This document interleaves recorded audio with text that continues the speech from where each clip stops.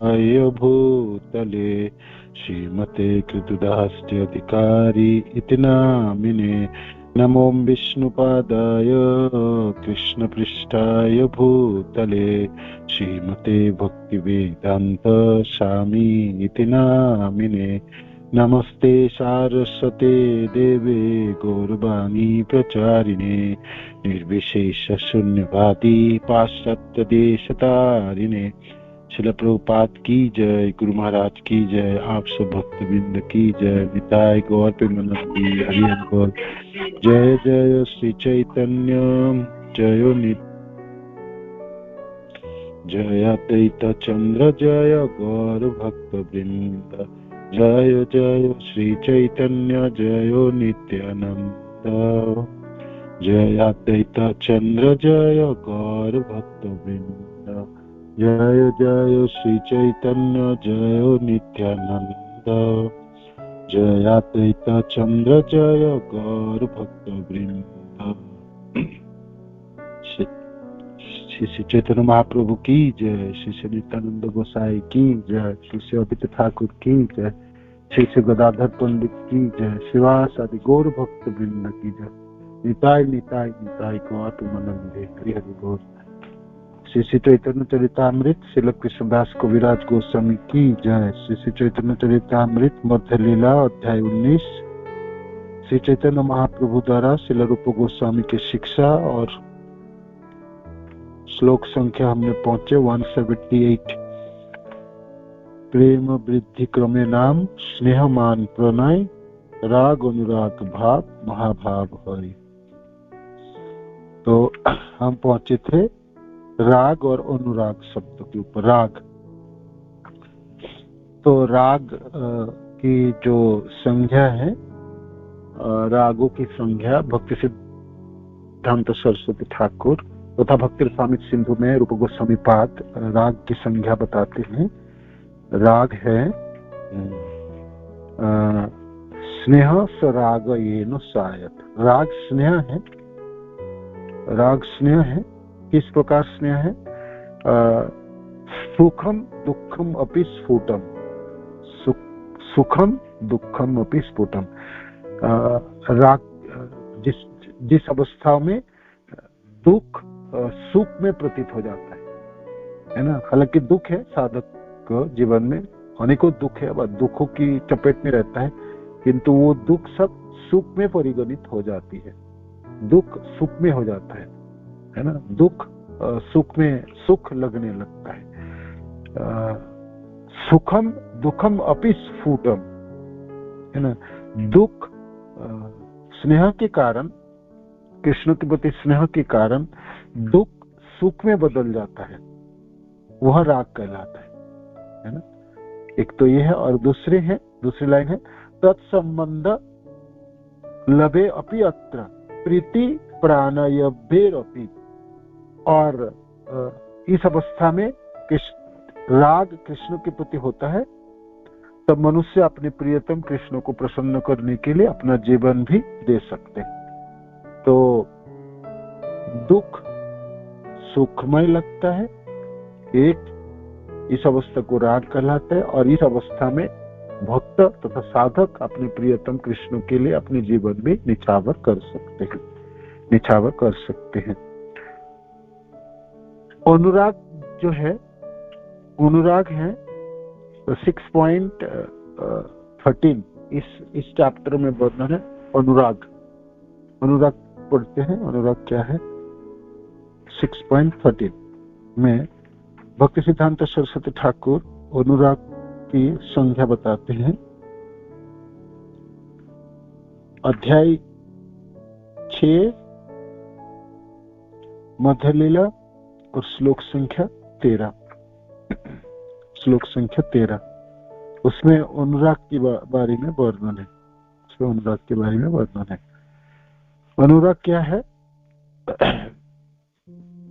भक्ति सिद्धांत सरस्वती ठाकुर रूप गोस्वामी का यह उदाहरण देते हैं। आश्रय की प्रेमानुभूति, आश्रय माने भक्त आश्रय के स्तर पे होते हैं और विषय भगवान होते हैं, कृष्ण विषय के स्तर पे होते हैं। तो आश्रय की प्रेमानुभूति विषय के प्रति इतनी भावपूर्ण हो उठती है कि प्रेमी का साहचर्य जो भोगने के बाद भी भक्त को यह आनंद अपर्याप्त लगता है। तो कृष्ण की प्रेम जो है, जब साधक तथा भक्त आस्वादन करता है तो कृष्ण की प्रेम को भोगने के बाद भी भक्तों को यह आनंद अपर्याप्त लगता है। ऐसी अवस्था में प्रेमी अपने प्रेम के पात्र को विभिन्न तरीका से देखता है। तो विभिन्न तरीका से, तरह तरह के माध्यम से देखता है। भाव का ऐसा विकास अनुराग कहलाता है। भाव का ऐसा विकास अनुराग कहलाता है। माने कृष्ण के प्रति जो प्रेम है, तो प्रेम के आस्वादन में जितने भी करते चले जाते हैं तो उसमें अपर्याप्त होते, उसका मन भरते नहीं है। और जितना भी आस्वादन करे उतनी अपर्याप्त लगता है। अपर्याप्त माने उसमें मन नहीं भरते नहीं है। ऐसा नहीं है जे भाई कृष्ण प्रेम प्राप्त हो गया है तो ठीक है, अब आप प्रयोजन नहीं है किसी चीजों, अब इसकी प्रयोजन और नहीं, अब सब हो गया, चलो समाप्त हो गया। जैसे भूख लगने से अपने कोई भोज्य पदार्थ ग्रहण कर लो, जैसे आपको भूख लगे तो चावल खा लो, रोटी खा लो, सब्जी खा लो। जब पेट भर जाएंगे तब कहेंगे नहीं और नहीं चाहिए, कितनी भी स्वादिष्ट पदार्थ क्यों ना हो, तब कहेंगे कि भाई नहीं अब नहीं खाना, अब हो गया, मन भर गया, पेट भर गया, मन भर गया, अब खाने नहीं। किंतु प्रेम के स्तर पे, कृष्ण प्रेम के स्तर पे उन्नीत भक्त तथा साधक प्रेम की जब आस्वादन करते हैं तो उसके वो अपर्याप्त लगता है, वो कभी भी भरते नहीं है। उनके हृदय तथा मन हमेशा ही और पाने के लिए उत्कंठित रहते हैं, है ना। इसको अपर्याप्त कहलाता है, पर्याप्त नहीं है, अपर्याप्त है। तो जिस अवस्था में जिस स्तर में भक्तों को कृष्ण की साहचर्य व सान्निध्य या कृष्ण के रूप गुण लीला धाम आदि को आस्वादन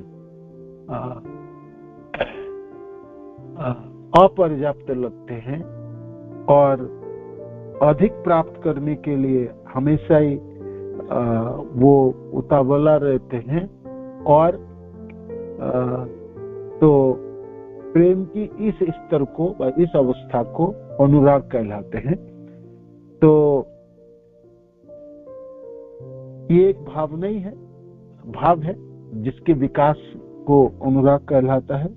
जब अनुराग पराकाष्ठा के प्राप्त करके शरीर में दृष्टिगोचर होता है, जब अनुराग बिल्कुल सर्वोच्च स्तर पे होते हैं तो शरीर में दृष्टिगोचर होने लगते हैं। शरीर में तरह तरह के लक्षण दृष्टिगोचर होते हैं, जैसे कंठ गदगद हो जाना, अवरुद्ध हो जाना, लोंगटे खड़े हो जाने, है ना, या शरीर वैवर्ण, शरीर फीका पड़ जाना, है ना, या हर्ष, कभी तो खूब आनंदित होते हैं तो कभी आनंद के मारे वो भागने लगता है, कभी वो दुखी होके रोने लगते हैं, है ना। तो ये तो भाव की अवस्था है ना। तो ये अनुराग की पराकाष्ठा भाव की अवस्था है। अनुराग पराकाष्ठा को प्राप्त करके शरीर में दृष्टिगोचर होने लगता है, तो यह भाव कहलाता है। जब शारीरिक लक्षण इतने स्पष्ट नहीं होते तब भी यह भाव दशा अनुराग ही कहलाता है, भाव नहीं, तो अनुराग ही कहलाता है। तो अनुराग शब्द जो है वो राग के बाद आते हैं। अनुराग माने रागों के पीछे पीछे चलने वाला, है ना। तो अनुराग, अनु शब्द का माने अनुज से अनु शब्द है, रागों के पीछे पीछे चलने वाला। तो राग क्या है? स्नेह है, कृष्ण के प्रति स्नेह है, और कृष्ण के प्रति स्नेह है राग। और जिस स्नेह के कारण साधक तथा भक्त अपने दुखों को भी सुख मान लेता है, दुख को सुख में परिवर्तन कर लेता है, या दुख सुख में बदल जाता है, और अपने प्रियतम कृष्ण के लिए वो अपने जान भी निछावर कर सकता है। ये राग कहलाता है। जब ऐसी अवस्था में शारीरिक लक्षण प्रकटित होने लगता है, कभी कभी, हमेशा नहीं, और कभी कभी शरीर में लक्षण प्रकट होने लगता है जदा तदा, और कृष्ण के प्रति स्नेह के कारण और कृष्ण प्रेम के कारण वो आस्वादन तो करते हैं, किंतु उसको अपर्याप्त लगता है और अधिक पाने के लिए उनमें उत्कंठा होती है, तो वो दशा अनुराग कहलाता है। एक भावमय भावनात्मक दशा है जिसमें कुछ लक्षण प्रकटित होते हैं शरीर में। जब परिपूर्ण लक्षण पूर्णता से प्रकटित हो जाए और हमेशा विद्यमान रहे तो उसको भाव कहलाता है। जब कभी कभी लक्षण प्रकट होती हैं तो वो अनुराग की अवस्था है ना। कभी कभी कंठ गदगद हो गया, आंखों में अश्रु आ गए, शरीर में रोंगटे खड़े हो जाए कभी कभी, तो ये अनुराग की अवस्था है। तो ये दोनों संज्ञा है, राग और अनुराग। प्रेम वृद्धि क्रमे नाम स्नेह मान प्रणय राग अनुराग भाव महाभाव है ना। राग अनुराग और भाव है जब शरीर में लक्षण प्रकट हो जाए और हमेशा लक्षण विकसित रहती है। ऐसा नहीं 2 मिनट 4 मिनट के लिए हो गया फिर नहीं रहेंगे। वो भाव ये लक्षण की पराकाष्ठा है, जो लक्षण हमेशा नियमित रूप में शरीर में विद्यमान रहती है, तो वो भाव की दशा है। तो राग अनुराग भाव महाभाव तो मनुष्य में साधक में नहीं होंगे, ये तो राधा रानी होंगे, स्वयं चैतन्य महाप्रभु या माधवेंद्र पुरी पाद के नहीं प्रकट किए हैं महाभाव। तो हमारी विषय वस्तु से वो अलग है, पृथक है। तभी भी उसको हम पढ़ेंगे, जानेंगे भी, राधा रानी के भाव समझने के लिए अभिरूढ़ भाव आदि। तो ये आपके राग अनुराग और भाव, राग अनुराग और भाव नितांत एक ही स्तर में आप कह सकते हैं इसको। थोड़ा बहुत भेद है। राग की अवस्था है स्नेह की परिपूर्णता है, जिस स्नेह की परिपूर्णता के कारण साधक तथा भक्त अपने दुख को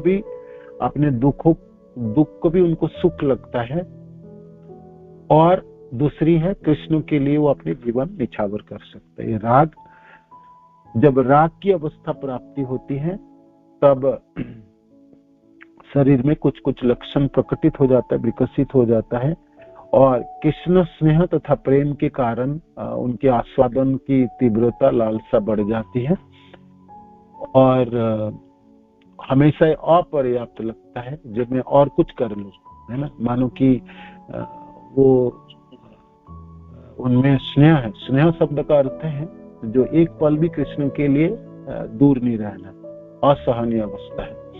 तो हमेशा ही कृष्ण को स्मरण करते हुए कृष्ण के सानिध्य प्राप्ति के लिए लालसा रहती है, और होते भी हैं, प्राप्ति भी करते हैं, और एक पल के लिए भी उनका बिछड़ना विछोह उनको सहन नहीं है। ये स्नेह है। जब स्नेह परिपूर्ण मात्राओं में प्राप्त हो जाता है, और तब जीवन के जो दुखमय अवस्था है, दुखों को भी सुख लगता है, वो राग की अवस्था कहलाता है। और जब राग की अवस्थाओं में कुछ शारीरिक लक्षण प्रकटित हो जाता है, जैसे कृष्ण के सानिध्य प्राप्ति हो गई, तो आनंद में खूब आनंदित होते हैं। तो आनंद के समय भी आंखों में अश्रु होती है ना। ये कृष्ण की सानिध्य प्राप्ति हो गई, या कृष्ण की धाम प्राप्ति हो गई, या जमुना जी की तट प्राप्ति हो गई, या आपने वृंदावन धाम में कोई दृश्य आपने देख लिए, है ना, प्रेमी भक्त जन, तो उसी में ही वो उसी में ही रहते हैं, रचा प्रचा रहते हैं।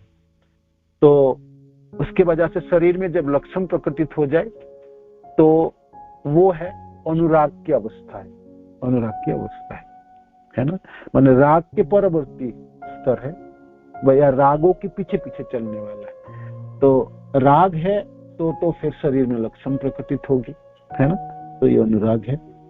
जब अनुराग की पराकाष्ठा हो जाए, जब लक्षण हमेशा विद्यमान हो जाए, है ना, तो वो भावना है, वो भाव है।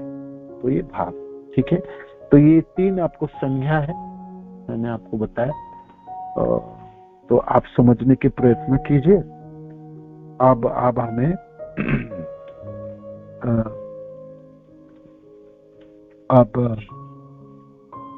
अब इसको थोड़ी सी आगे और देखते हैं, ठीक है। भक्ति सिद्धांत सरस्वती ठाकुर रूप गोस्वामी का यह उदाहरण देते हैं। आश्रय भक्त की प्रेमानुभूति, प्रेम की जो अनुभूति है, जब भक्त प्रेम की अनुभूति करते हैं, कृष्ण के लिए, कृष्ण प्रेम है, कृष्ण प्रेम के अनुभव करते हैं, अनुभूति होती है, आस्वादन होती है, तो करने से क्या है, इतनी भावपूर्ण हो उठती है कि प्रेमी का साहचार जो भोगने के बाद भी भक्त को यह आनंद अपर्याप्त लगता है ना। जैसे आपके अर्च विग्रह में बड़ी प्रेम हो गया, कृष्ण प्रेम के स्तर पे आ गए, तो आप देखते रहोगे, अपने चरणों को देखोगे तो चरणों के देखते रह जाओगे, आंखें उठेंगे नहीं, है ना। प्रेमी जनों की आंखें बिल्कुल उठने वाला नहीं, एक ही चीजों में निबद्ध हो जाता है। तो भाई आप पूछोगे चरण में क्या रखा है, वो उतने ऊपर चलो, घुटने तक पहुंचो या कमर तक पहुंचो, है ना, सीने तक आ जाओ, मुस्कान तक पहुंचो, ये सब करो, किंतु प्रेम है ना, प्रेमांजन छुरित भक्ति विलोचन शांत सदैव हृदय सुविलोक। ऐसे तो प्रेम शब्द का अर्थ ही है जे आपके रति गाढ़ हो गए, है ना, रति गाढ़ है। कृष्ण दर्शन लालसा, कृष्ण दर्शन लालसा, कृष्ण को देखने की लालसा इतनी तीव्र हो जाती है तो आंखें फिरा नहीं सकते। ऐसे भी भगवान कृष्ण बहुत ही सुंदर है, बहुत ही सुंदर है ना, बहुत ही।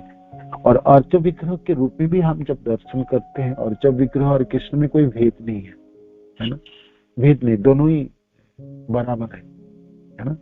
और फिर कृष्ण के नाम उच्चारण करते समय भी नामी है, नामी और नाम में भेद नहीं, अभिन्नात्म नाम नामी, है ना। जैसे ब्रह्म मुहूर्त में हमने जपते हैं तो जपते समय भक्तजनों के आंखों में अश्रु होते हैं, है ना, कभी कंठ गदगद हो जाता है ना। और ऐसे तो आंख बंद करके जपते हैं हम सब, है ना। चैतन्य चरितामृत की क्लास करते समय भी आंखें ऐसे बुझ जाता है ना। कोई भी अपनी लीला के कथाओं के वर्णन करो तो वक्ता तो आंख बंद करके वर्णन करता, हाँ, पब्लिक में जब फिजिकल क्लास देना होता तब तो आंखें खोले रखना पड़ता, नहीं तो लोग कहेंगे सो के क्लास दे। ऑनलाइन क्लास में ये बड़ी सुंदर व्यवस्था है, आपको दिखना नहीं पड़ेगा सामने कौन लोग है ना, दिख नहीं पाएंगे, तो बड़ी सुंदर होती है, भावना बड़ी गहन हो जाता है। आंखें बंद करो, वो लीला वर्णन करता है ना, तो इसमें डिस्टर्बेंस नहीं होती है। कि तो फिजिकल क्लास में भक्त सब बैठे हैं ना, आपको देख रहे हैं, वक्ता को प्रशासन में कौन बैठा है, तो आंखें खुली रख के आपको कहना पड़ता है ना। तो कभी कभी भावनाओं में भेद आ जाता है, फर्क आ जाता है, वो लीला स्मरण चलती नहीं है, छूट जाती है ना। जैसे आध्यात्मिक किसी विषय वस्तु की वर्णन आप करेंगे तो वो तो आध्यात्मिक स्तर पे ही होते हैं, है ना, और प्रभाव मान चलती है। मानो कि जब भी आपने गौर हरि के बारे में आप कुछ बोल रहे हैं, तो जब भी आप बोलते हैं उस समय वो घटित भी होती है, वो प्रभावित होती है ना, प्रभावित हो जाते हैं। तो आंखें बंद करके और बहुत तल्लीनता के साथ आपने बोलने लगे तो वो पूरी लीला में आप प्रवेश कर जाते हैं, है ना, बिल्कुल प्रवेश कर जाते हैं। तो ऑनलाइन क्लास में ये एक पॉजिटिव पॉइंट मैंने देखा, है ना। फिजिकल क्लास में थोड़ी सी डिस्टर्बेंस होती है कि उन्होंने आपको आंखें खोल के रखना पड़ता है, और आंखों की दृष्टि और किसी भी श्रोताओं के ऊपर पड़ते हैं तो भावनाओं में विच्छेद आ जाता है ना, विच्छेद आ जाता है। जो भी हो, तो ये प्रेम की स्तर है जिसमें भावनाओं सम्मिलित हुई, अब भावनाओं सम्मिलित हुई, है ना, भाव की दशा है। तो राग, अनुराग और भाव, इसमें भावना, भाव दशा कहलाते, तीनों ही भाव दशा के। राग में दुखमय जीवन में सुख लगने लगता है। कृष्ण के लिए जितने दुख है उतने सुख लगता है, जितने दुख उतना सुख लगता है। जितने दुख में रहेंगे भक्त उतने सुख उसको लगता है। खूब रोएंगे, खूब रोएंगे, खूब, कभी भी कहेंगे तो आनंद नहीं, सुख नहीं। गोपी जनों ने खूब रोए। भगवान कृष्ण जब चले गए, वृंदावन छोड़ के मथुरा आए, तो भगवान तो बोल के आए कृष्ण, तो मैं मामा के पास जा रहा हूँ, आ जाऊंगा 1-2 दिन। फिर कृष्ण वापस नहीं आए, मथुरा छोड़ के कृष्ण वृंदावन नहीं। बहुत ज्यादा दूर रास्ता नहीं है, 15-16 किलोमीटर रास्ता ही तो है। कितनी रास्ता होगी वृंदावन से? आप मानो कि भाई नंदगांव से भी चलोगे तो मथुरा कितना, उतनी किलोमीटर है। किलोमीटर के हिसाब से 16 किलो, 17, 18, 20 किलोमीटर के। किंतु गोपी जनों ने गई नहीं। गोपी जनों ने क्यों नहीं गई? एक तो गांव के थी, वो ग्वालिन थे। शहरों की परिवेश उनको पसंद नहीं थे, शहरों की रीति रिवाज उनको पता ही ना था, है ना। शहरों की वेशभूषा भी वो जानती नहीं थी, है ना। और चली भी जाएगी किंतु ढूंढेगी कहां श्याम सुंदर को, है ना। कृष्ण तो मथुराधीश बन गए थे, माने वो तो राजा ही है, एक तरफ राजा ही बन गए थे, है ना। हालांकि मंत्री थे शायद उग्रसेन के, किंतु राजा ही थे। भगवान कृष्ण की मंत्रणा से ही मथुरा राज्य के पालन हुआ करता था, हम सब जानते। तो ग्वालिन गोपी जनों को खबर तो सब कुछ रहा, ऐसा नहीं तो खबर नहीं पता था। तो वो सोच भी रहे थे जी मैं, हम लोग सब चले जाते हैं, यहाँ रोज मरने से तो अच्छा है मथुरा चले जाते हैं, कम से कम प्रियतम को दर्शन तो हो जाएंगे, है ना। प्रियतम को दर्शन तो हो जाए, श्याम सुंदर को दर्शन तो कर लेंगे। कि तो क्या दर्शन करेंगे, वो ग्वाला थोड़ी है उस समय, है ना। मोर मुकुट थोड़ी धारण करेंगे, नहीं करेंगे। बांसुरी थोड़ी बजाएंगे, नहीं बजाएंगे। गाय थोड़ी चराएंगे, गाय नहीं चराएंगे। तो गाय चराने वाला नहीं है, गोचारण में जाने वाला वो नहीं है, बांसुरी बजाने वाला वो नहीं है, सिर पे मोर मुकुट धारण करने वाला नहीं है, गले में बनवाला ही नहीं धारण करेंगे। गुंजा फूलों की माला, गुंजा फलों की माला, है ना। गुंजा के भांडीर वन में गुंजा के फल अभी भी मिलते, गुंजा फलों की माला, पत्ते, फूल, फल वो थोड़ी पहनेंगे, वो तो पहनेंगे नहीं, है ना। हम उनको लेके पहनाने की कोशिश भी करूं तो कहाँ करूं, कहाँ ढूंढूं? मथुरा तो इतनी बड़ी नगरी, कहाँ जाएं, कैसे बातें करते हैं वो सब लोग। मथुराओं के सुंदर सुंदर स्त्रियां हैं जो वेशभूषा में, चाल चलन में कितने माने मॉडर्न है, एकदम आधुनिक है वो लोग, माने वो शहर में रहने वाली सब। तो हम जाके करेंगे क्या? तो नहीं गई गोपी जन, है ना। नहीं सोचती तो थी जी हम तो चलते हैं, रोज क्यों मरे, रोज क्यों रोए। तो ऐसा सोच के उन्होंने रोना शुरू करते हैं। रोना थोड़ी शुरू करता है, कृष्ण को याद करते हैं श्याम सुंदर की। तो याद में श्याम सुंदर की सारे झांकी उन सबों के हृदय में उजागर हो जाते हैं। श्याम सुंदर के चरण, उनकी उंगलियों में उनकी अंगूठिया, या गोप सखा लोगों ने पाँव में भाई फूलों की माला बना के पहनाते थे ना, है ना। जैसे हाथों में बाला पहनते हैं, ऐसे फूलों की और पत्ते से, कलियों से बाला बनती थी, बाला बनते, तो हाथ में पहनाते थे और पाँव में, चरणों में भी पहनाते थे। तो कभी तो गोप सखा लोगों ने पहनाया, कभी गोपी जनों ने भी बना के पहनाते थे।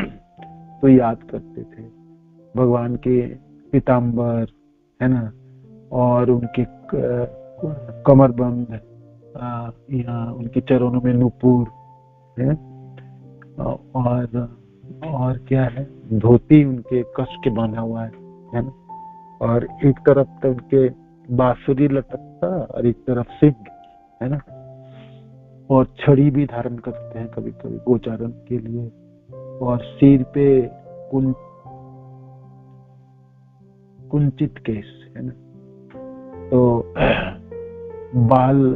बालों की अग्रभागों को जुड़ा बनाते थे कृष्ण, है ना, जुड़ा बनाया, और जुड़े में फूलों की माला पहनते थे, है ना, पहनाया था, गोपीजनों ने पहनाती थी, है ना, और भगवान के पीछे के बाल और सामने के गालों के ऊपर बाल, घुंघराले बाल छोड़ देते थे, है ना, घन रजस वाला दर्श है ना। तो भगवान थके मारे गोचारण के बाद जब धूल धूसरित श्रीमुख लेके वृंदावन में प्रवेश करते हैं तो गोपीजनों को अपार आनंद प्राप्ति होती थी भगवान को देख के, है ना, दर्शन करके। तो जब भगवान कृष्ण चले गए मथुरा, तो हमेशा उन्होंने सुबह इकट्ठा होके सब सलाह परामर्श करते थे, चलो आज कुछ करते, आज मथुरा की तरफ चलते। इसी रास्ते से तो अक्रूर ने लेके गए, तो नंदगांव से वो रास्ता सीधी मथुरा की तरफ चलती है। भगवान तब नंदगांव में थे ना जब अक्रूर जी आके ले गए थे, ऐसा कथा है ना। तो गोपीजनों ने उस रास्ते, जो रास्ता मथुरा की तरफ गए हैं, उसी की तरफ देखते हुए एकत्रित होती थी और परामर्श कीजिए, हम रोज रोज क्यों रोए, है ना, रोज क्यों रोए, बड़ी जंत्रणा होती है ना, हृदय तो फट जाती है, चकनाचूर हो जाती है, हम क्यों रोएंगे, है ना, हम और कुछ करते हैं। तो भाई कोई पूछे क्या रोएंगे नहीं तो क्या हंसेंगे, तो हंस के देख लो। तो कोई गोपी हंसने के प्रयास करते थे, तो कैसे हंस सकते हैं, श्याम सुंदर के बिना कैसे हंसेंगे। हंसी तो उनके साथ ही चली गई, जीवन की उमंग तो उनके साथ चली गई, जीवनों की आशा सब चली गई, और हृदय की धड़कन भी सब चली गई। ये तो मुर्दा छोड़ के गई, मरने वाली, है ना, झोंक के गई।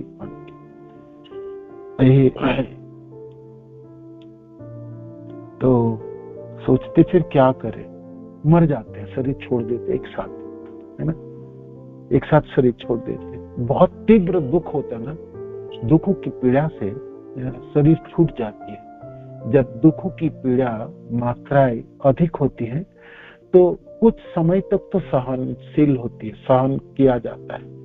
अधिक हो जाए दुख की तो पूरी शरीर की सारी जो स्पंदन बंद हो जाती है, रुक जाती है, धड़कनें रुक जाए, शरीर की खून की प्रवाह रुक जाती है, जो आपकी स्नायु तंत्र काम करना छोड़ देता है, तो बिल्कुल हार्ट फेल हो जाता है, माने रुक जाता है धड़कन और गिर पड़ते हैं, अचेतन हो जाता है। तो मृत्यु ही है, मृत्यु हो जाती है। तो गोपीजनों ने सोचे मर जाते, शरीर छोड़ देते, असहनीय पीड़ा है। किंतु हम मर गए और मानो कि श्याम सुंदर वापस आए, तो ना देख पाने से हम सब जनों की उनकी कितनी पीड़ा होगी, वो पीड़ा असहनीय है। हम दुखी हो, हम सब दुखी हो जाए और सहन करते रहे, किंतु श्याम सुंदर को नहीं पीड़ा देंगे, प्रियतम को नहीं दुख देंगे, है ना। तत् दुखी दुखित्यम तत् सुखी सुखित्यम, माने कृष्ण को दुख नहीं देना, कृष्ण सुख रहे, सुखी, वो मथुरा में रहे तब भी सुखी रहे, आनंद रहे, है ना। वो राजा बने, क्षत्रिय बने, पागड़ी बांधता होगा, ठीक है, आपने कुंचित केसों की जुड़ा ना भी बनाता होगा, फूल की मालाएं ना पहनते होंगे, मोर पंख ना भी लगाता हुआ, क्षत्रियों को वेश होगी, टोपी पहनते होगी, पगड़ी मंगाते होगी, तरवाल धारण करता है, मंत्रणा देता है, सभाओं में बैठता है, ठीक है। श्याम सुंदर करो सब, आप जो करना चाहते करो, जो इच्छा तुम्हारा, जो आप करना चाहते करो। हम तो ग्वालिन है कृष्ण, हम तो अनपढ़ है, और हम सिर्फ हमने तो आपको हमारा सब कुछ हमने प्रदान करके दिया, हमारा शरीर दे दिए, मन दे दिए, हृदय दे दिए, हमारे सब कुछ जो हमारे पास थे सब आपको दे दिए कृष्ण, है ना। हमारे पास तो कुछ नहीं है और हम मथुरा जाके क्या करेंगे, है ना। बड़ी दुख और दुख बढ़ेगा, है ना, जब आपको श्याम सुंदर के रूप में नहीं देख पाएंगे। तो देखेंगे भी तो क्या देखेंगे। और सबसे बड़ी बात, हमको अंदर जाने भी देंगे कोई? हम क्या बोलेंगे? हम तो बोलना भी नहीं जानते श्याम सुंदर। हमारा जितना बोली तो आपके सामने, जो भी कुछ हमने बोले वो तो आपको बोले, आपको सुनाया, है ना। और तो हम विदेश में जाके, शहर में जाके किसको क्या बोले, क्या पूछे श्याम सुंदर? नहीं जाएंगे, मथुरा नहीं जाएंगे, है ना, नहीं जाएंगे, नहीं जाएंगे। तो मथुरा जाएंगे नहीं और आंखें बिछा के बैठे हैं, श्याम सुंदर वापस आने वाला नहीं है ना, तरस गए, तो फिर करेंगे क्या? तो खूब रोएंगे, है ना। तो उसी स्तर पे जब रोती थी गोपी जनों ने, तो मानो कि बाहर के लोग देखेंगे तो कहेंगे कि कितनी पीड़ा है, कितनी दुख है ना। तो देखो, यंत्रणाओं के कारण आंखों के अश्रु बह रहे, पीड़ा की प्रदर्शन हो रही, तो ये तो दुख है ना, दुखों की चपेट है। तो फिर इतना दुख, इसकी क्या अर्थ हुई? फिर भक्ति करके क्या होगी, है ना, प्रेम करके क्या लाभ, जब दुख ही झेलना था। तो ये राग की अवस्था है। राग की अवस्था में दुख सुख में परिवर्तित हो जाता है ना, दुख में परिवर्तित। तो जब बहुत ध्यान से हमने पढ़ते हैं, सुनते हैं, ये सारे दिन रोता ही रहता था क्या? तो रोने से तो आदमी तो बिल्कुल, कब तक रोएंगे बताओ? जैसे आप कब तक रो सकते हैं? 5 मिनट 10 मिनट रो लो, ज्यादा से ज्यादा आधा घंटा रो लो, घंटे रो लो। कोई प्रियजन चल बसते हैं तो हम रोते हुए देखते, धाड़ मार के लोग रोता है, रुदाली, है ना। राजस्थान में लोग रोते रोते, रोने के लिए लोग भाड़े करके लाते हैं। तो रोने का कोई समय, ज्यादा से ज्यादा क्या 1-2 घंटे रो लो, उसके बाद तो इंद्रिय थक जाती है, अपने आप आंखों के अश्रु सूख जाती है, तो बंद हो जाता है। किंतु गोपीजनों की रोना कभी बंद नहीं हुई थी। सब सुने हैं, सब तो मुझे भी बता रहे थे ऐसे, वो रोना बंद किए ही नहीं थे वो। तो फिर ऐसे कैसे हो सकता था, है ना। ये राग की अवस्था है ना। दुख सुख में परिवर्तित हो जाता था। वो रोते तो थे बाहर से, किंतु वो दुखों के अश्रु नहीं थे। श्याम सुंदर के साथ उनकी सानिध्य, है ना, उनकी स्पर्श, उनके मनन, उनकी उन कृष्ण की वो गुप्त बात, वार्तालाप, उनके होठों की मुस्कान, उनकी चाल, उनकी भंगिमाएं, है ना, वो सब गोपी जनों ने अनुभव करती थी, है ना।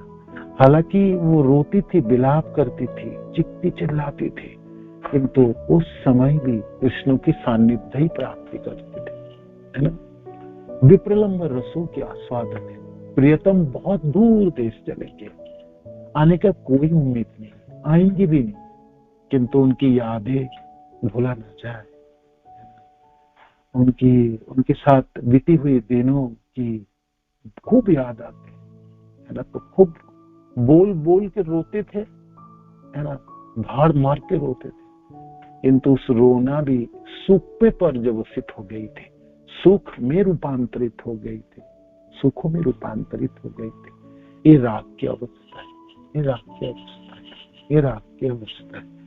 और अपने प्रियतम के लिए, कृष्ण के लिए भक्त अपने जीवन भी दे सकते, कि गोपीजन कहते शरीर ही छोड़ देता हूं, किंतु कृष्ण वापस आएंगे तो वो और ज्यादा दुखी होंगे, इसलिए शरीर नहीं छोड़ेंगे, जीवित रहेंगे, हम सब जीवित रहेंगे। आ जाए तो क्या करेंगे? फिर कृष्ण खूब रोएंगे, है ना, खूब रहेंगे।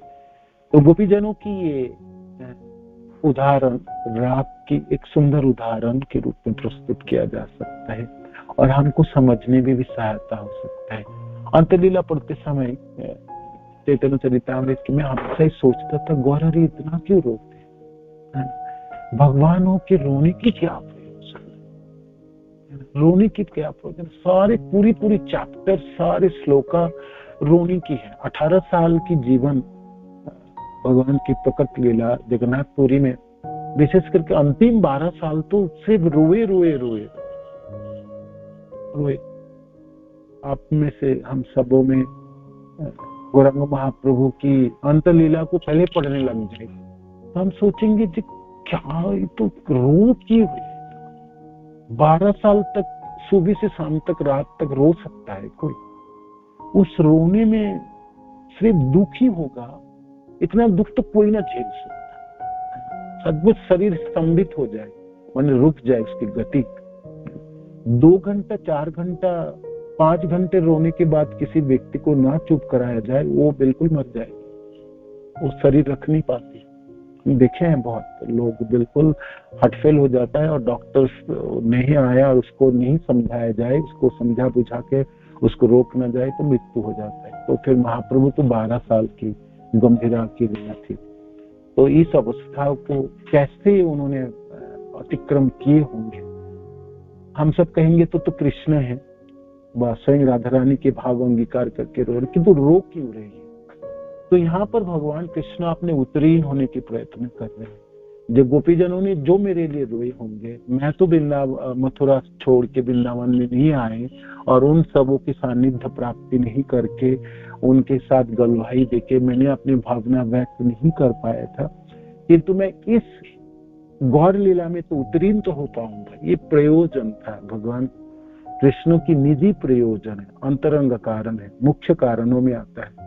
कविराज गोस्वामी वर्णन करते हैं ये 12 साल की जो क्रंदन है गौर हरि की, अपने निजी प्रयोजन के लिए, जहां तक संसार के प्रति जो उनके कार्य थे, संकीर्तन आंदोलन की प्रवर्तन, कृष्ण प्रेम की वितरण आदि, वो उन्होंने सब कर दिए थे। अपने निजी प्रयोजन साधित कर रहे थे, निजी प्रयोजनों को उन्होंने अपनी 12 सालों में प्रदर्शन किए हैं। इसलिए गंभीरा लीला सचमुच गंभीरी है, बाहर से आप नहीं समझ बने।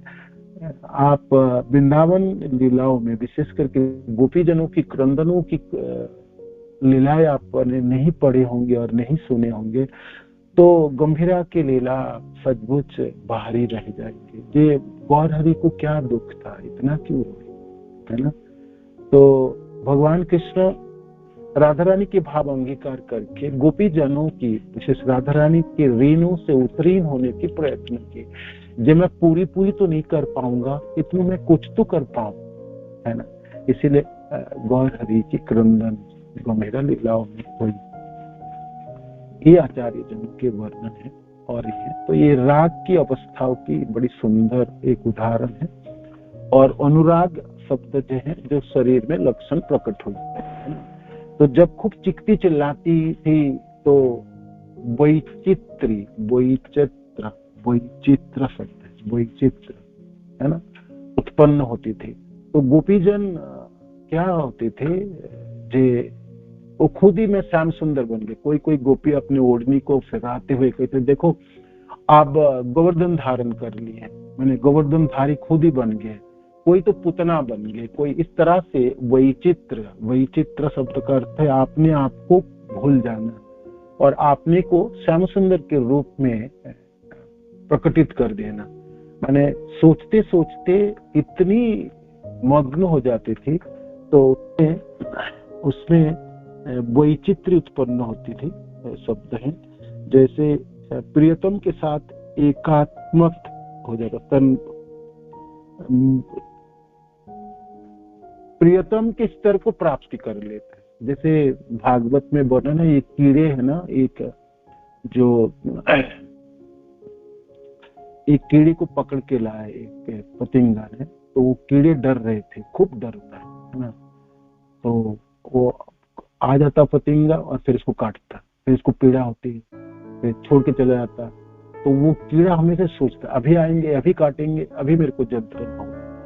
तो सोचते इतना सोचा वो बाद में वो पतंगा से ही परिगणित हो जाता था, अपने को परिवर्तन कर देता। माने मनन इतनी तीव्र होती है, अपने आप परिवर्तन हो जाता है। इस प्रकार गोपीजनों की क्रंदन और उनकी आवेश इतनी तीव्र हुआ करता है, तीव्र है। तो वो प्रियतम के स्तर को ही उन्नीत हो जाते थे। तो ये अनुराग की प्रदर्शन होती थी, अपने शरीरों में लक्षण प्रकट होते थे, है ना। कभी तो उन्मादों के लक्षण है, कभी चिकती चिल्लाती है ना, कभी भागती थी, कभी तो उधर मथुरा की तरफ भाग के जाए, चलो भाग के पहुंच जाए, आधा किलोमीटर चले जाएंगे, गिर जाएंगे, पड़ जाएंगे, फिर घूमे वापस आएंगे, है ना। कभी तो खंबे की तरह खड़े हो जाते थे, कभी खूब रोते, किसी किसी समय खूब हंसते थे, और शरीर में लंबे खड़ा हो जाता, मैंने पागलों की अवस्था हुई।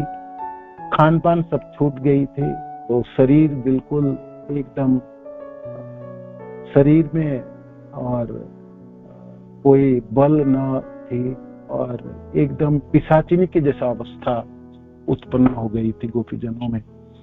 तो ये अनुराग के प्रदर्शन है ना, अनुराग की है, जो उन्मादों की लक्षण प्रकटित हो गए, तो ये अनुराग की है। और जब निरंतर रहती है अनुराग की लक्षण हमेशा रहती है, तो वो भाव की अवस्था है। तो ये राग, अनुराग और भाव तीनों अवस्थाओं में श्री गोपीजनों की शरीरों में प्रदर्शित हुई। बाद में तो महाभाव की भी उदाहरण राधा रानी में आएंगे, वो बाद में होगी। तो ये तीनों की उदाहरण होगी। भागवत में जहां तक राग की उदाहरण मैंने आपको प्रहलाद महाराज के कहा, हमेशा हिरण्यकशिपु मारने के लिए प्रयत्न किए। अपने दुखमय स्थितियों में प्रहलाद महाराज हमेशा सुख में ही रहते थे, उनको कभी भी ये नहीं होता था कि मैं दुख में हूं, आग में बैठा दिया होगा या पर्वतों के ऊपर से उनको बोरे में डाल के समुद्र में फेंका गया, या उनको पागला हाथी के नीचे कुचलने के लिए प्रयत्न करा गया। तो सब उदाहरण आपके राग की अवस्था होगी। ध्रुव महाराज के जीवन में भी उदाहरण हो सकते हैं, और भी उदाहरण है, बहुत सारे हैं। तो आप उसको आप पढ़िएगा, मनन कीजिएगा, और जो भी आपके सामने आएंगे तो कल आप बताइएगा। राग, अनुराग और भाव तीनों की उदाहरण आपको ढूंढ के निकलना है, और आपको बताना है कि राग की स्थिति में संज्ञा में कैसे आती है, अनुराग की स्थिति कैसे होती है, और भाव की स्थिति कैसे होती है।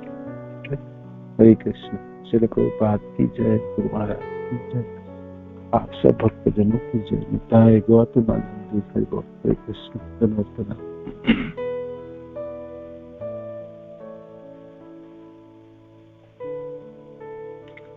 तो कोई किसी कर सकते, आप किसी को कुछ एडिशन करना है कर सकते हैं। हरे कृष्ण। धन्यवाद।